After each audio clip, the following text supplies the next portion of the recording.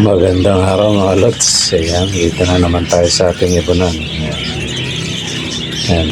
Tinatry ko siyang pakainin na ng mga dahon mga lods. Pero hindi pa niya kilala. Ayan, puro lipad lang yan mga lods. Tapos magandang balita mga lods. Nakakalipad na yung ating lumpo na breeder mga lods. Let it, bang, bang. Ayun mga lods, nandito na naman tayo sa ating munting ibunan. Yan. At itong maamo kong alaga. Tinatry ko siyang pakainin na ng damo. Kaya lang hindi niya kilala o dahon. Siguro umpisahan ko to sa damo kasi yun yung sa mata nila eh. Pero ito, ititrain mo pa. Hindi niya kilala dahil hindi ko pa siya napakain ng mga dahon-dahon o tama to mga idol.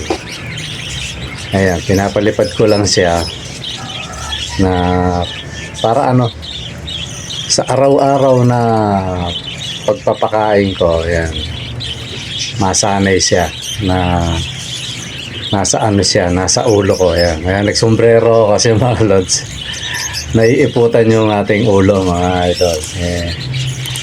Mamaya hindi ko mamalayan may ipot pala ako sa ulo, naglalakad kami, tayo ka sa ulo mga idol.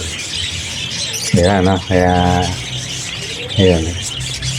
Mula ngayon siguro, pag naalala ko, magsusombrero ko kasi yan hindi lang 3 beses tumatayan mga lods, kada niya. Minsan kada dapo niya, pag mo sa balikat, meron ako ipot, yan mga lods. Tapos nga pala mga idol, yung mamaya makikita nyo yung ating breeder na nakakalipad na siya mga idol. Kaya magandang yun, magandang balita sa atin yan mga lods. Kasi kumbaga yung mga ganyan minsan nawawalan na tayo ng pag-asa, diba Ako nga minsan inaantay ko na lang mamatay yan kaysa itapong ko agad. Inaantay ko na lang, pero habang inaantay ko, ginagamot ko. Lahat naman yan, pati yung mga manok ko dati, naalala nyo yung maliit kong manok, yung bantam. Ginagamot ko, kaya lang yun ang problema. Nung naka-recover ng konti, akala ko okay na. Kaya yun, tuloy, na dali. Naman yun, one eye cold, o kumbaga sinisipon yan. Sayang yun pa man din yun, yung tandang na maliit na manok na yun, kulay pula. As in talagang pulang-pula. Nakita ng mga nakita ng mga kalods natin yun Kaya, ayun, ngayon, parang nasanay na tayo na pag may malalang sakit, wala na, antayin mo na lang. Kaysa itapon mo, antayin mo na lang kasi gano'n naman ang mga ibong ko naantay ko na. Minsan inihiwalay ko, kagaya ng ginawa ko dyan dati. Yan yung sinasabi ko nga breeder. Inihiwalay ko siya. Tapos yung putol, yan. Yung putol, ayan, kasama na sa mga sa flying cage. Nakikipagsabayan na, okay na siya. Tapos yung lumpo naman, dahil inalis ko sila dun sa pwesto. Gawa nga nung nag-ayos tayo kahapon nga ba, basta nag-ayos tayo nung anong Webes pala, nag-ayos tayo, nagsalang tayo ng bagong African na breeder, kumbaga basal, bagong salang. Inalis ko yung mga inakay ng African, nilagay ko dun sa yung pinaglagyan ko ng mga hinakay na na Alps 2. Tapos ito, inalis ko naman sila. Mabait naman yung dalawang breeder dyan na yung Paris. Ayun, okay naman, hindi naman inaaway. Nandyan din yung yung mabait. Totally nanay niya yun mga lods. Yan yung nanay nung mabait na ibon. Ayan, magkasama silang magnanay dyan. Ngayon ko kung kilala niya pa yung nanay niya kasi nawalay na siya. Maganda siguro pakilala ko mga lot na anak, sabi mo. Siya ang yung ina. Siya ang yung anak. Ayun. At sila'y kapwa nasa kulungan. Yun, parang gano'n. Na. Ayun. Tapos, ano pa ba yung ano ko? Ayun. Inaantay ko na lang mga lods. Inaantay ko na lang bumaba, konting panahon na lang. Yung mga inakay, medyo malalaki na. Hindi ko lang na-videoan eh. Pero ano yun?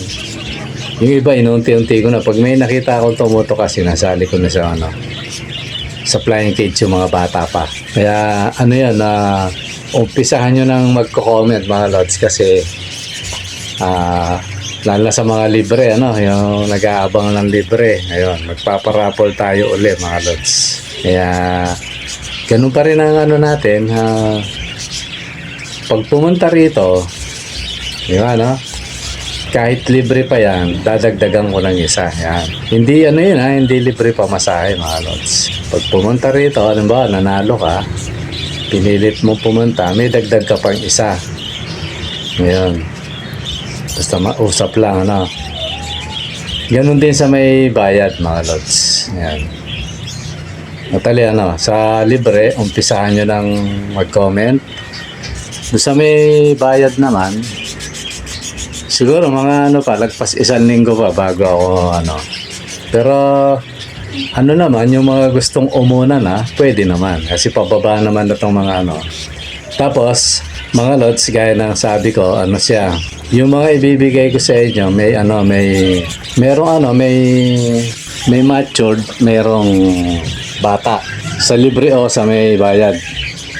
Yan yung natin, mga lods. Kasi siyempre, tayo sinasala natin tong ating para paganda ng paganda. Kaya magkakaroon ng yung mga matured. Tapos siguro may possible, may bata. Kasi yung lahat ng mga nauna kong ibon, hindi ko naman lahat ilalabas o out. Pero siyempre, para gumanda na yung mutation natin. Dati, gusto ko sanang mag-alaga na yung matatandang ibon na. Pero talaga, siyempre, sobrang dami. Hindi natin kaya lahat, mga lods. Kailangan din nating magbawas, di ba, Siguro magtitira lang ako, yun talagang gusto ko lang na yung matatandang ko na ibon. So ganun mga lods. So ulitin ko yung mga nag-aabang ng libre. Yan. Umpisahan nyo nang mag-comment. Yan. Para maglista na ako ng pangalan na mga gustong sumali. Yan, So ano yung requirement? Dapat nakasubscribe ka, kumbaga, kasi unfair sa mga sa mga nakasub yun, mga lods. Ganun din naman sa pero yung mga yung mga bagay, lahat naman ang mga nanonood dito halos nakasub sa atin Ngayon yung naman yung mga sa may bayad naman, mga lods, wala, lang yun, nasa kanila kung mag-comment sila. Pero maganda mga lods, mag-comment din kayo kasi para nakikita ko kayo kung sino yung mga kasali, Tapos dual kayo, may chance kayong manalo sa may bayad, may chance din kayong manalo sa may libre. Yan, So ganun ang gagawin natin, mga idol. Siguro ang raffle, iuuna natin yung libre. Ikasali lahat, Tapos, pag nai-raffle na yung libre, dun sa may bayad naman. Para kung sakali, kung ang manalo man, yung... Pero napakalayo na, mga lods, ako na nagsasabi. Halimbawa, matsambahan niya. Nanalo na siya, tas nanalo uli. Swerte na niya yon. Parang si Amado Katubay. Pero kay Lods Amado, naman yun? Hindi naman isang bola yon. Magkahiwalay. Mga lods, nasundan lang niya siguro si Lods yung panahon niya may taglay-taglay na buwena sa mga ganito, kaya may mga ganun tao, mga lods. Para yung tsahin ko nung araw, pero namayapa na yun. Yun, yung tiga Pampanga na tsahin ko, napakaswerte sa saklanon, mga lods. silang mag-asawa. Talagang ano, sa lugar nila lagi nilang naibubuwal yung sakla. Yan, yung mga mahilig magsugal, ano. Shout out sa inyo. Yung parang ganun. Kaya yun, iniilaga ng mga bumabangka ng sugal doon, yung sakla sa amin, ng araw. Dahil panogrado, ano yun tauba agad ang bangka kasi sinusundan siya ng mga mananaya, mga lods. Kung siya tumaya, susundan, kaya tauba agad ang bangka. Kaya minsan, parang binibigyan na lang siya para wag na siyang maglaro. Yun, ganun yun, mga lods. May mga ganun tao. May parang may taglay na buenas. Kumbaga, yung mga naniniwala sa mga number, ako hindi ako masyadong mapaniwalain sa ganun, mga lods. Pasensya na kayo, no? Yung iba, mahilig sa number. Parang ako, hindi ako mahilig sa buenas, pero may paborito akong number, mga lods. Number 23 at saka number 32. Yan yung kasi birthday ko yun, mga lods, yung 23. Kaya siyempre favorite ko yun. Tsaka 7. Yan, 7 at saka 23. Yan, favorite ko yan na number na yan. Kaya totally may may lalagyan ko ng may biblical siya. Pero hindi naman natin yung Biblia rito, kaya iwan na natin yung mga lods. Kaya yun, mga lods, yung ulitin ko, yung mga sasali sa raffle, yan, sa libre, mag-comment na kayo, umpisahin nyo na. Tapos sa mga naman, sunod na linggo pa yon, sa mga gustong sumali sa entry natin, mga lods. Totally pinapauna ko na yung ipaparapol ko. Ulitin ko lagi, mga lods, baka mapagkamalian nyo. Ang i-out natin yung mga mature na breeder, tapos may possible may kasamang bata. Yun, siyempre pag bata maganda yun. Tapos sa mga pre naman, mga lods, sa mga pre naman, ganun pa rin, isang hen. Tingnan ko rin kung pwede kong parisan. Pero i-mindset nyo na, isang hen, tatlong cock. Yan. Yan ang gagawin natin. Pero pag pumunta kayo rito, dadagdagan ko ng isang hen. Yan.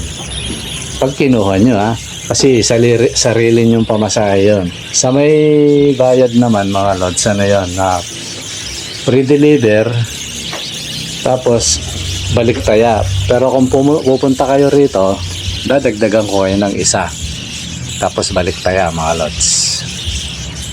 Ayan, nasa inyo na lang yung kukunin nyo, kasi yung iba hindi na nila kinukuha kasi mandagdag na lang daw sa patoka. Kasi lang naman talaga to, mga idol, pang patoka lang naman talaga to, diba lang, mga idol. Ganun lang. Tapos sa mga nagtatanong uli kung paano daw punta kayo sa mga lods, punta kayo sa Messenger, o kaya mas maganda ganito, yung mga nasa Messenger na, ayun, mas maganda siguro, mga lods, pumunta kayo dito kesa yung deliver. Una-una ang partida nyo, mga lods, bukod sa babawasan ko yung price, kasi ileles natin yung pinamasahe nyo, di ba, no? Nabayaran din kasi natin yung rider, ileles natin yon. Tapos pa yon, may chance pa kayong mamili. Huwag nyo lang maituro yung mga pinaproject natin. Yan. So ganun ang usapan natin, mga idol, sa mga bibili. Kasi may nagtanong, yan, nagchat siya, pinapapunta ko sa Messenger, di naman siya pumunta. Kaya yon, ibig sabihin hindi talaga siya, hindi interesado. Ganun lang naman yun ang parang lang, nag-comment lang siguro. Ganun lang yan. Siguro sa mga ganyan, ang payo ko na lang, mga lods, sumali na lang kayo sa parapol. Ayan. Sa libre o sa may bayad, mga lods. Ayan. Pag sumali ka sa may bayad, kasali ka sa libre. Kumbaga dual agad yung chance mo, mga lods. So yun, ganun lang yung natin, mga idol. Kasi ngayon, pagka-Lunes na naman, gumawa na naman ako. Tapusin ko yung ano doon, yung naiwan kong trabaho. Wala, napenggong eh. May gumawa ng kapalpakan yan, pati tayo nadamay. Ayoko naman sisihin yung ano, ganoon naman talaga eh. Pag sa isang grupo, sumablay lahat yan. Yan, ano? Lahat yan, kick out kayo lahat. Ganoon talaga. Ako, hindi na ako ano doon, hindi na, wala na sa akin yun kasi ako naman mga lods, freelancer naman talaga ako. Sayang nga yung ano sayang yung meron akong kausap ayun siyempre hindi ko na siya anuhan, di wala na yon mga idol, sayang yun ganda pa naman ang bigayan doon, nasa 1.2 to 1.5 yun, sayang, pero okay lang yan kasi ganoon naman talaga sa trabaho mga lods. Tsaka ako ano naman although may responsibilidad pa rin ako sa mga kami sa mga apo ko na naiwan ng anak ko na namayapa. Pero hindi naman na gano'n kagaya dati na nung panahon na bata pa. Grabe yung kahirapan mga lods, matindi. Pero ngayon awa ng Diyos hindi naman na gano'n kaya yan, minsan dumarating sa trabaho yung gano'n, nadadamay ka sa mga sablay, wala tayong magagawa. Ganun talaga buhay sa mundo, di ba no? Malay mo, may nag-aantay na may nag-aantay na magandang kita pala sa akin, na magandang trabaho, na masigit doon, di ba no? So ganun lang yan mga idol. Siyempre tayo naman kumbaga ako nagpataan na nga ako doon, ganun pa yung nangyari, okay lang yan. Ganun talaga. Okay, siguro mga lods, ganun na lang. At muli sa mga yung mga nagtatanong na tsaka ako nasagutin uli. Kasi iba na sa messenger. Sabi ko, punta kayo sa mga lods. Punta kayo sa comment section sa YT para nakikita ng mga natin, mga kalods natin, yung mga tanong nyo para pag sinagot natin, pa rin, sapul pa rin yung nila, yung baka may tanong silang ganon, masagot na rin natin, di ba mga lods?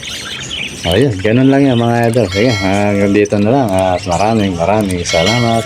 Bye bye.